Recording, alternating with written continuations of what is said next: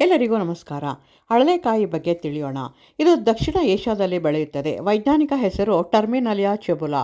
ಇದು ಕಾಂಬ್ರೆಟೇಸಿ ಸಸ್ಯವರ್ಗಕ್ಕೆ ಸೇರಿದೆ. ಸಣ್ಣ ಮಕ್ಕಳಿಂದ ಹಿಡಿದು ವಯಸ್ಕರವರೆಗೆ ಎಲ್ಲ ವಿಧದ ರೋಗಗಳಿಗೆ ಮದ್ದಾಗಿ ಬಳಸಬಹುದಾಗಿದೆ. ಇದನ್ನು ಔಷಧಿಗಳ ರಾಜ ಎಂದು ಕರೆಯುತ್ತಾರೆ. ಮುಪ್ಪನ್ನು ಗೆಲ್ಲುವ, ಯೌವನವನ್ನು ಕಾಪಾಡುವ, ತ್ರಿದೋಷಗಳನ್ನು ಪರಿಹರಿಸುವ, ಹೃದಯಕ್ಕೆ ಶಕ್ತಿ ನೀಡುವ ಬಹುಶ್ರೇಷ್ಠ ಗುಣಗಳಿಂದ ಇದು ಕೂಡಿದೆ. ಹಳಲೆಕಾಯಿಯ ಉಪಯೋಗಗಳು: ಜೀರ್ಣಕ್ರಿಯೆ ಸುಧಾರಣೆ.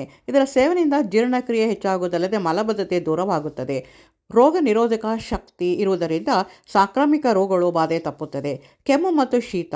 ಹಳಲೆಕಾಯಿಯನ್ನು ತೆಗೆದು ಜೇನುತುಪ್ಪದೊಂದಿಗೆ ಸೇವಿಸುವುದರಿಂದ ಕೆಮ್ಮು, ದಮ್ಮು, ಗಂಟಲು ನೋವು ಕಡಿಮೆಯಾಗುತ್ತದೆ.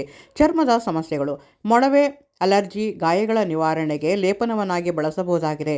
ಚರ್ಮ ಕಾಂತಿಯುತಗೊಳ್ಳುತ್ತದೆ. ಬಾಯಿ ಆರೋಗ್ಯ: ಹಲ್ಲು ನೋವು, ವಸಡಿನ ಸಮಸ್ಯೆಗಳು ದೂರವಾಗುತ್ತದೆ ಹಳಲೆಕಾಯನ್ನು ಟೀಯಲ್ಲಿ ಮಾಡಿ ಕುಡಿದರೆ. ತೂಕ ಇಳಿಕೆ: ಇದು ದೇಹದ ಮೆಟಬಾಲಿಸಮ್ ಉತ್ತಮಗೊಳಿಸಿ ತೂಕ ಇಳಿಕೆಗೆ ಸಹಾಯಕವಾಗುತ್ತದೆ. ಕಣ್ಣಿನ ಆರೋಗ್ಯ: ಕಣ್ಣಿನ ಉರಿ ಅಥವಾ ದೃಷ್ಟಿದೋಷಗಳಿಗೆ ಹಳಲೆಕಾಯಿ ಕಷಾಯದಿಂದ ಕಣ್ಣು ತೊಳೆಯುವುದರಿಂದ ಪ್ರಯೋಜನಕಾರಿ. ವಿಶೇಷ ಸೂಚನೆ: ಗರ್ಭಿಣಿಯರು ಹಳಲೆಕಾಯಿಯನ್ನು ಸೇವಿಸಬಾರದು.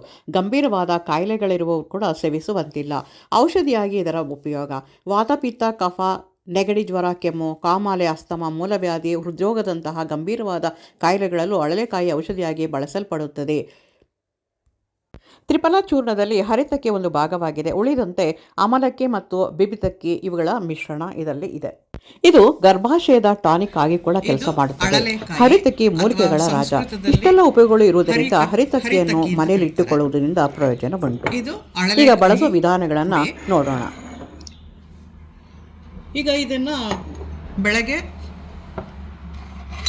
ಬರೀ ಹೊಟ್ಟೆಯಲ್ಲಿ ಒಂದು ಅರ್ಧ ಸ್ಪೂನಷ್ಟು ಹಳಲೆಕಾಯಿ ಪುಡಿ ಮತ್ತು ಕಾದು ಆರಿದಂತಹ ಬಿಸಿ ನೀರು ಈ ಥರ ಕಷಾಯ ಮಾಡಿಕೊಂಡು ಒಂದು 2 ನಿಮಿಷ ಬಿಟ್ಟರೆ ಎಲ್ಲ ಒಳಗಡೆ ಸೆಟ್ಲಾಗುತ್ತೆ.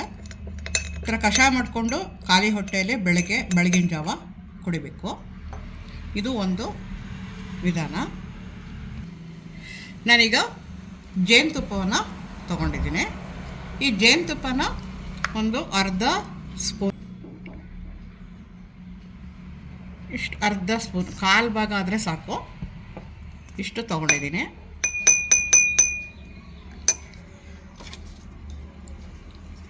ಮತ್ತು ತುಪ್ಪ ತೊಗೊತಾ ಇದ್ದೀನಿ, ಹಸುವಿನ ತುಪ್ಪ ತೊಗೊಳ್ತಾ ಇದ್ದೀನಿ.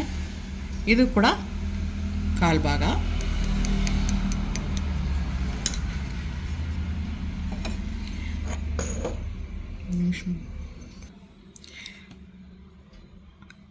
ಹಳಲೆಕಾಯಿ ಪುಡಿಯನ್ನು ಕಾಲು ಭಾಗ ತಗೊಳ್ತಾ ಇದ್ದೀನಿ.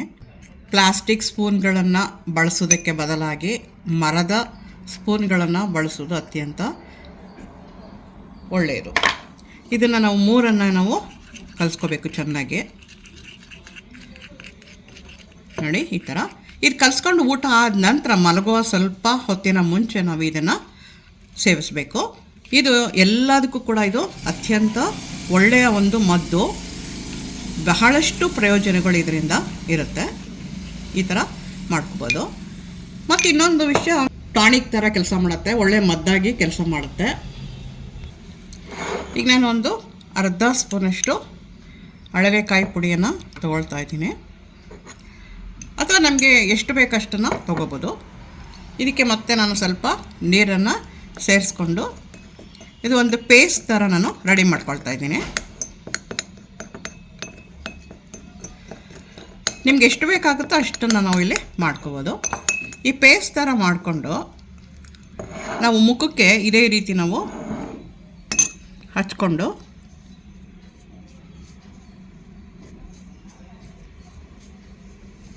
ಈ ರೀತಿ ಹಚ್ಕೊಂಡಾಗ ಮುಖದಲ್ಲಿ ಇರುವಂತಹ ಆ ಮೊಡವೆಗಳು ಮತ್ತು ಸಣ್ಣ ಪುಟ್ಟ ಏನಾದರೂ ತೊಂದರೆಗಳಿದ್ರೆ ಅದೆಲ್ಲ ಕೂಡ ಹೋಗುತ್ತೆ. ಮತ್ತು ಸ್ಕಿನ್ ಕೂಡ ಬಹಳ ಟೈಟಾಗಿ ಸುಕ್ಕುಗಳು ಬರೋದು ಕಡಿಮೆ ಆಗುತ್ತೆ. ಈ ಥರ ನಾವು 10 ನಿಮಿಷ ಇದನ್ನು ವೆಯ್ಟ್ ಮಾಡಿ ನಂತರ ಇದನ್ನು ತೊಳ್ಕೊಬೇಕು. ಇದಿಷ್ಟು ನಾವು ಹಳಲೆಕಾಯಿ ಪುಡಿಯನ್ನು ಬಳಸ್ಕೊಳ್ಳುವಂತಹ ಒಂದು ವಿಧಾನ.